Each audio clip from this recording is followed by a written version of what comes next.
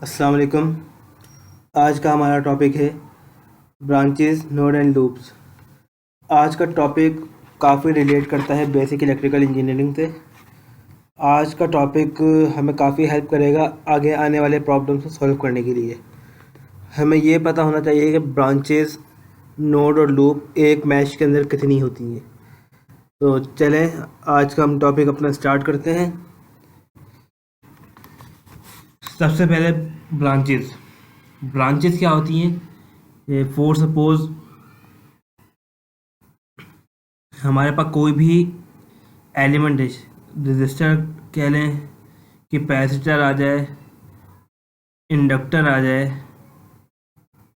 ठीक है। ये सिंगल फॉर्म में जो एक सर्किट बना हुआ है या एक एलिमेंट मौजूद है, ये हमारे पास कहलाती हैं ब्रांचेस, ठीक है। और सपोज अगर हमारे पास एक सोर्स भी आ जाए, ठीक है, डीसी सोर्स आ जाए हमारे पास, तो ये भी हमारे पास एक ब्रांच है। ब्रांचेस के अंदर सिर्फ एक सिंगल एलिमेंट मौजूद होना चाहिए।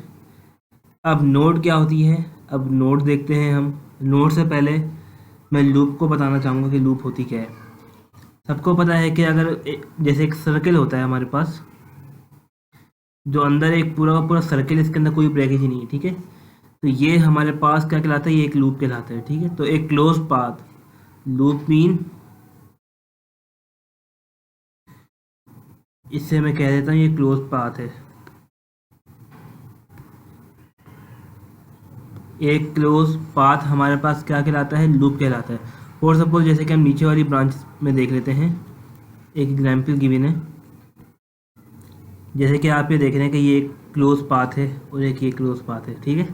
तो एक क्लोज पाथ हो गया, इट्स मीन कि ये लूप 1 हो गया और ये लूप 2 हो गया। तो ये हमारे पास लूप कहलाएगा। इसके अंदर 2 लूप्स हैं, ठीक है। अब हम बात कर लेते हैं नोड की। नोड वो पॉइंट होते हैं जहाँ पे एक बल्कि 2 या 2 से ज़्यादा ब्रांचेस कनेक्ट हो, ठीक है। तो वो क्या कहलाती है? नोड कहलाती है। इसको हम देखते हैं कि क्या इसकी एग्जाम्पल है। फॉर सपोज जैसे कि हमारे पास एक रजिस्टर है जो कि सीरीज़ में कनेक्ट है, ठीक है। और यहाँ पर हमने बैटरी दे दी है। ये इसको हम बैटरी भी हटा देते हैं, सिर्फ सिंगल बना लेते हैं ताकि और अच्छे से क्लियर हो जाए, ठीक है। अब नोड क्या होती है? और आपको एक बात और बता दूं, अगर आने वाली वीडियोस के अंदर अगर मैं बोलूं कि ये एक लैग, इट्स मीन कि जो ये एंड है, मैं इन एंड की बात कर रहा हूँ, ठीक है। तो जो रजिस्टर की जो ये एंड है, ये लैग है, ठीक है, ये आपस में क्या है? इंटरकनेक्टेड है, जिसकी वजह से ये सोर्स सीरीज़ में कनेक्ट हो गई है। सोर्स कह रहा हूँ, रजिस्टर सीरीज़ में कनेक्ट हो गया है। तो जो ये वाली जो नोड है, ये हमारे पास एक ये नोड कहलाती है, जिसे हम एन का नाम दे देते हैं नोड, ठीक है। अब इसी तरह हम एक और देख लेते हैं। अगर मैं इसी के साथ एक चीज़ और कनेक्ट कर देता, सॉरी, दोबारा ड्रॉ कर लेते हैं इसे। फॉर सपोज हमारे पास 3 रजिस्टर्स हैं, ठीक है। तो एक यहाँ पर कनेक्ट हो रहा है, ठीक है। एक ब्रांच यहाँ कनेक्ट हो रही है, एक ब्रांच यहाँ कनेक्ट हो रही है। इन दोनों की लेके यहाँ पे जॉइंट हो रही है सीरीज़ में, लेकिन ये नोड 1 हो गई और ये नोड 2, ठीक है। और फॉर सपोज यही चीज़ अगर हमारे पास पैरेलल कॉम्बिनेशन में होती,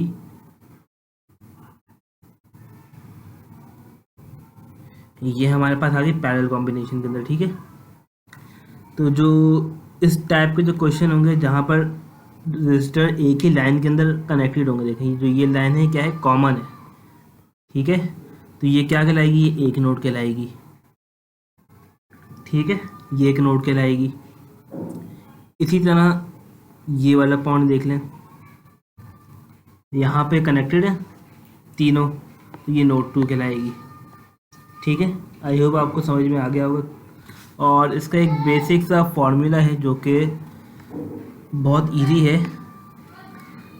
एक फार्मूला है B is equal to L plus n-n। ये फार्मूला है नंबर ऑफ ब्रांचेस को निकालने का, जो B रिप्रेजेंट कर रहा है ब्रांच, ठीक है। L रिप्रेजेंट कर रहा है लूप और N रिप्रेजेंट कर रहा है नंबर ऑफ नोड्स। तो अब ब्रांचेस निकालनी होंगी तो हमें ये सारी चीज़ें पता होनी चाहिए कि उसके अंदर लूप कितने हैं, नंबर ऑफ नोड कितने हैं और ब्रांचेस कितनी हैं।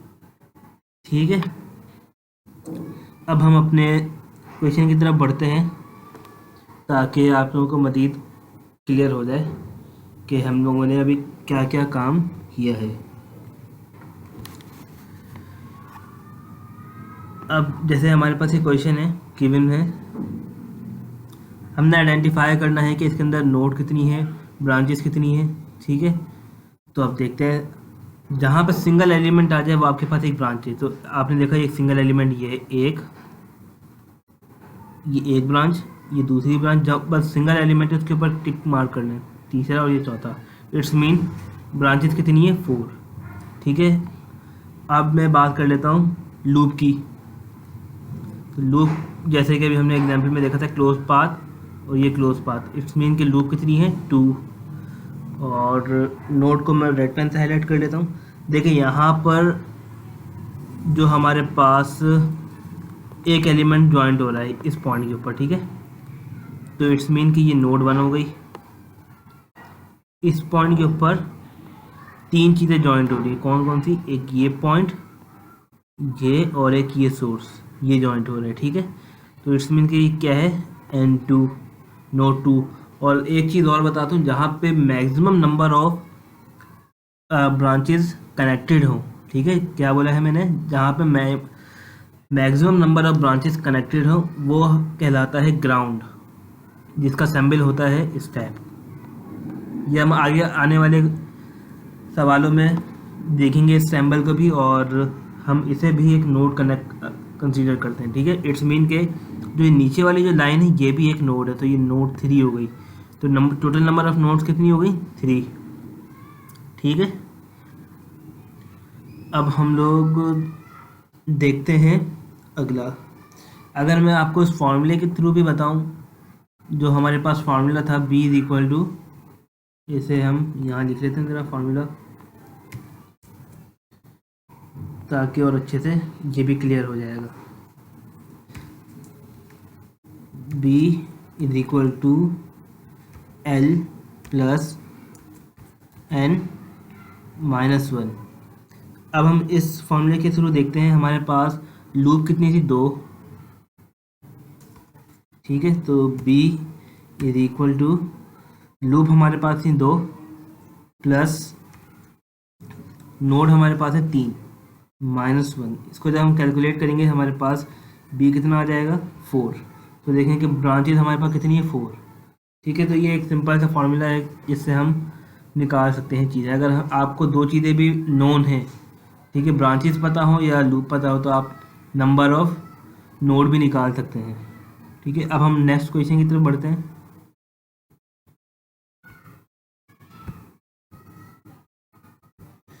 इसके अंदर अब हम देखते हैं, सबसे पहले तो आप ब्रांचेस आइडेंटिफाई कर लें, 1 2 3 4 और ये 5। तो नंबर ऑफ ब्रांचेस कितनी हैं, 5। अब लूप कंसीडर कर लेते हैं, लूप कितने हैं, एक लूप, दूसरा लूप और ये तीसरा लूप। ये 3 क्लोज पाथ है हमारे पास। तो लूप कितने हैं हमारे पास, 3 है। अब नोड, अब देखेंगे जो पैरेलल कॉम्बिनेशन में जॉइंट है, जहाँ मैंने कहा था जहाँ 2 या 2 से ज़्यादा ब्रांचेस कनेक्ट हो। यहाँ पे कितनी ब्रांचेस कनेक्ट हैं, 1 2 3।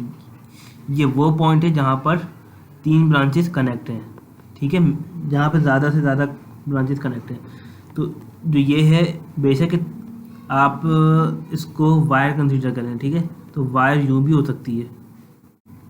ठीक है, तो ये जो हल्का सा कर्व हो गया ये रजिस्टर है। तो कहने का मतलब ये है कि ये एक ही पॉइंट है हमारे पास। ठीक है, जब एक पॉइंट है तो ये हमारे पास नोड 1 कहलाएगी, नोड 1।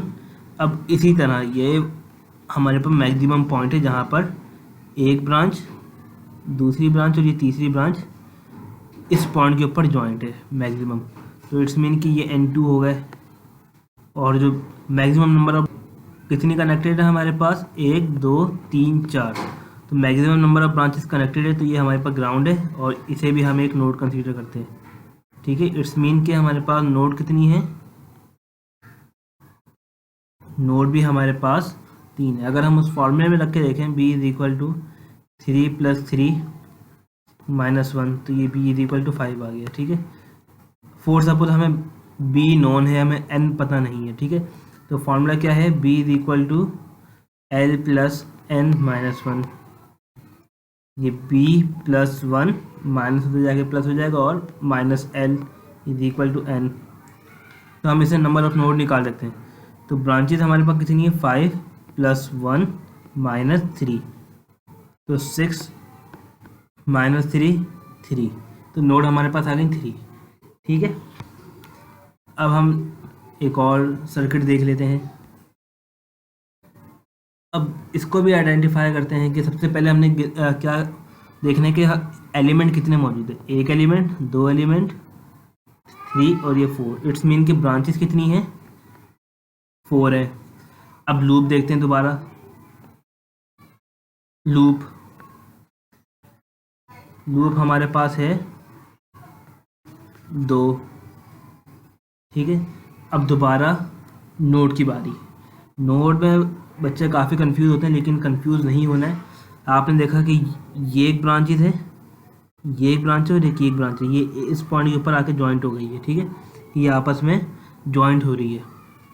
तो जिस तरह आपको एक मिसाल और दूँ, पहले समझ लेते हैं फिर इसके बाद मिसाल भी दे देता हूँ। ये n1 हो गई हमारे पास, इस पॉइंट के ऊपर देखा कि ये एलिमेंट और ये एलिमेंट जॉइंट हो रहे हैं, तो इट्स मीन ये n2, और यहाँ पे मैक्सिमम जॉइंट हो रहे हैं, तो ये n3। जो हमारे पास नंबर ऑफ नोड आ गए दोबारा 3 आ गए। ठीक है, अब एक एग्जाम्पल है जिसे मैं समझाता हूँ। फॉर सपोज हमारे पास एक ट्रेन होती है, ठीक है, जिसके काफ़ी बॉक्सेस होते हैं, जिसे हम कंपार्टमेंट कह देते हैं। ये आपस में जॉइंट है। ठीक है, एक हमारे पास आता है इंजन। जब हम और थोड़ी सी इसे इस तरह कर लेते हैं कि एक बॉक्स है हमारे पास जो ट्रेन का, और एक इंजन है। इंजन को थोड़ा बड़ा बना लेते हैं। ठीक है, जब इसकी एक लेग होती है जहाँ पे जॉइंट होती है और इसकी भी एक लेग होती है, ये आपस में नियर बाय होते हैं, जिसकी वजह से चेन के ज़रिए इन्हें टाइट किया जाता है। जब ये कंबाइन हो जाते हैं तो ये एक नोड शेयर करते हैं, जिसे हम कहेंगे नोड।